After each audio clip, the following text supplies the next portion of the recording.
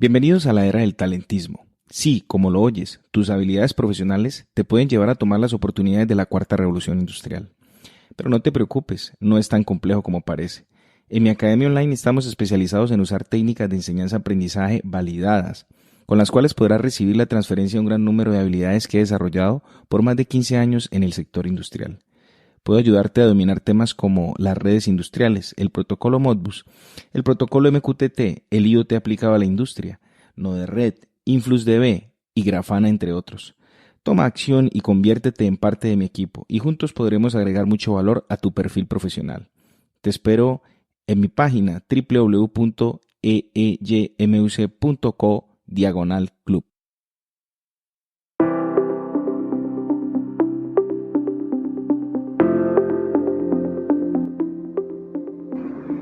Bienvenidos al podcast de automatización industrial EEIMUC, capítulo 253. Mi nombre es Andrés Felipe Hurtado y los voy a estar acompañando en esta emisión.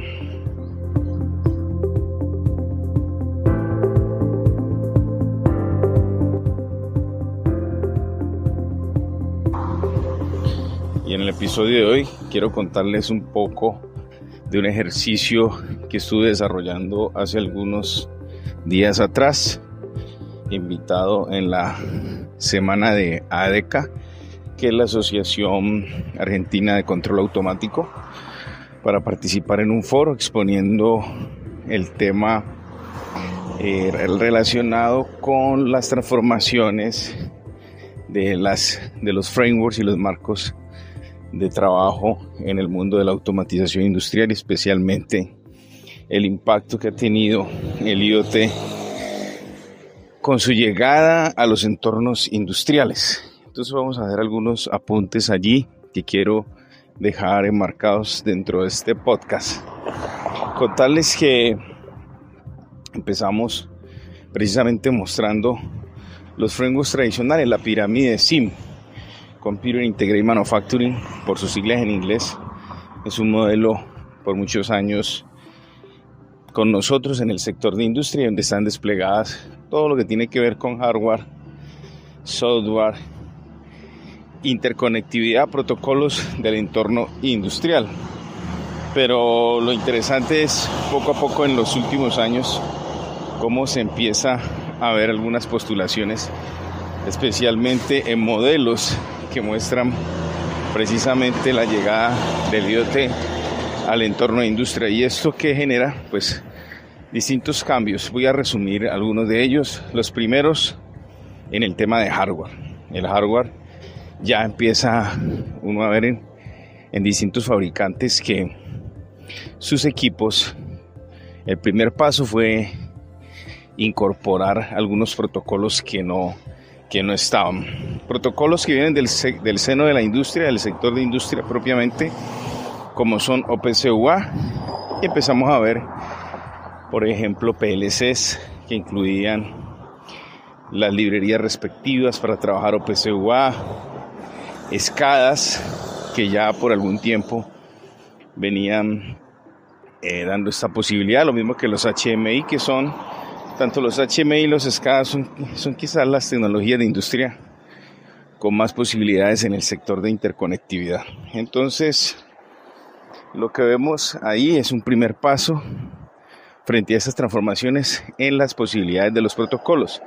Todo está como normal porque OPC-UA, hasta ese momento uno veía un movimiento de progreso tradicional en lo que son las redes. Pero empiezan a llegar unos equipos con MQTT. En ese momento sí hay un llamado a la atención, por decirlo así, que uno hace como una pausa y se pregunta, bueno, ¿por qué está MQTT empezando a llegar especialmente en los PLCs? Sería como sí indicarlo que es en los PLCs, es el primer hardware de industria que empieza a incluir clientes de MQTT. Y ahí aparece entonces la primer señal de estas transformaciones de las cuales empezamos a conversar, a compartir en la semana de ADECA. Llega este protocolo y Pues no es ahorita, hace muchos años. Algunas marcas de PLC son más disruptivas, más pioneras y lo están incluyendo hace varios años. Y las que están más extremas en las apuestas llegan en su momento a tener equipos controladores lógicos programables que soportan directamente no-de-red, no-red, que es simplemente, pues es más que no hablar de un protocolo, sino que ya es un entorno, un ecosistema de trabajo basado en flujos, con un modelo más muy no code en cierta manera. No hay tanto componente en la parte de codificación, sino que es más orientado a flujos, interconexión de elementos.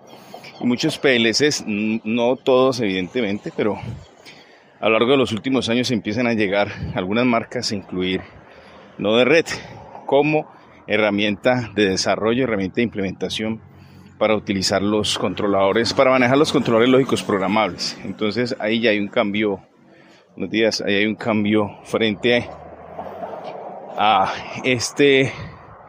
este punto en el que yo quiero hablar de las transformaciones, que es mucho más disruptivo. Primera vez que se da ese paso.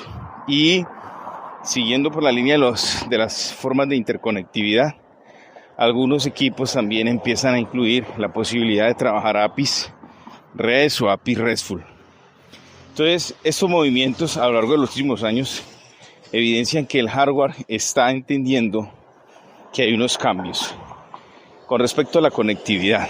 Es decir, están brindando posibilidades de que los equipos tengan otras formas de conectarse más del lado de TI, más del lado de las tecnologías de información, porque podrían ir perfectamente a la nube, pues a entornos tradicionales y plataformas que están en la nube, 100% posible con estas nuevas opciones, pero también aparece ese concepto de Edge Computing, que es una nube más cercana, más del lado de los equipos de industria, más del lado de TO, que serían las tecnologías de operación. Entonces miren todos esos cambios cómo van llegando en el tema de hardware, en las posibilidades de interconectividad y desarrollo de la ingeniería sobre los mismos. Todo esto es parte de esa transformación, sino que si la vemos desde un panorama más global, se ve que es una tendencia marcada de que los equipos y las tecnologías de industria lleguen a otros ecosistemas, ¿ok?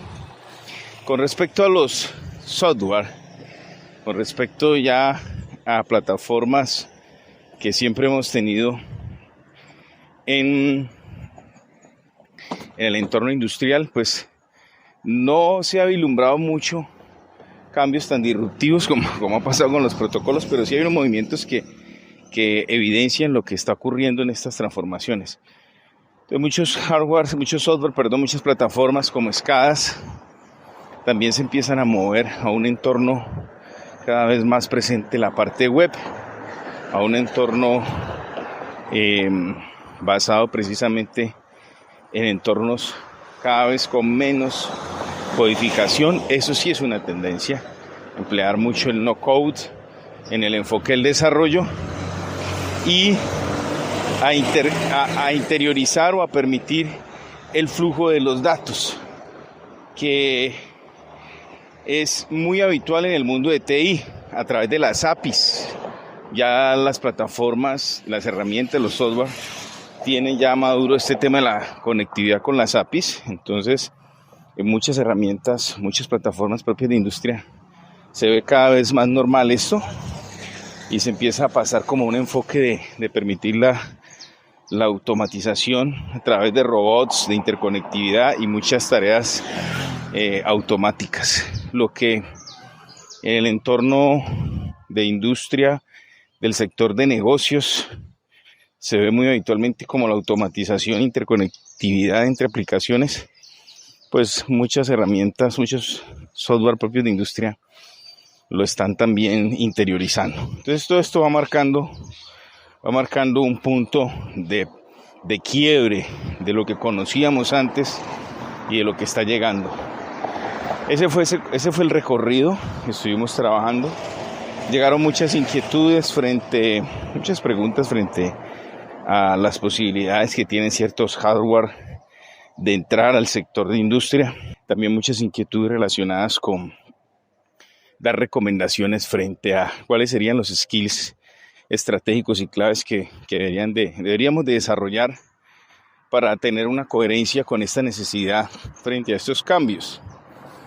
Bueno, entonces voy a tomar 2 puntos rápidos entre ese tipo de inquietudes que se plantearon en el foro y damos el cierre del podcast para tal vez ampliar en otros episodios algunos de estos temas.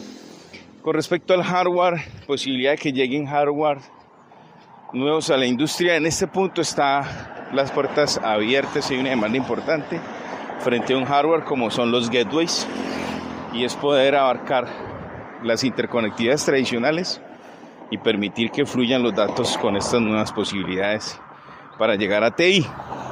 Esos gateways, ese hardware está muy demandado hoy por hoy, mientras se está dando poco a poco esa transición, porque no son todos los fabricantes que tienen la posibilidad de soportar los nuevos protocolos.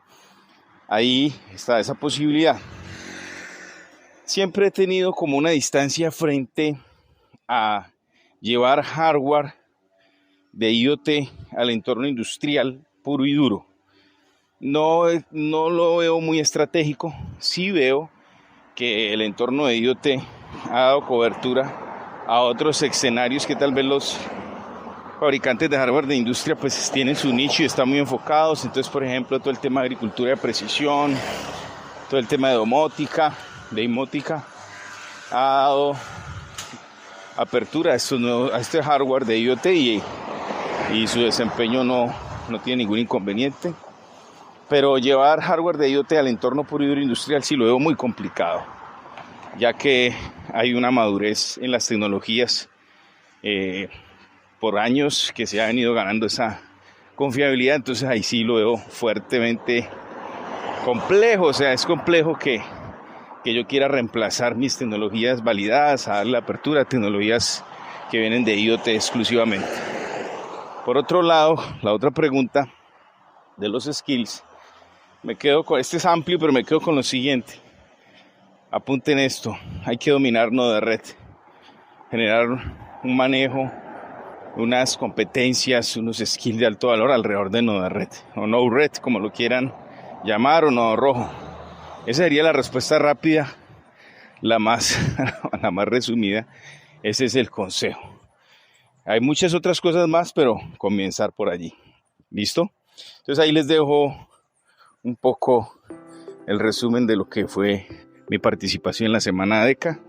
Invitarlos a que visiten mi página web, ya saben, la pueden encontrar en www.eeymuc.co y en la sección del podcast dejar sus aportes y sus comentarios. Nos escuchamos pronto. Un abrazo. Chao, chao.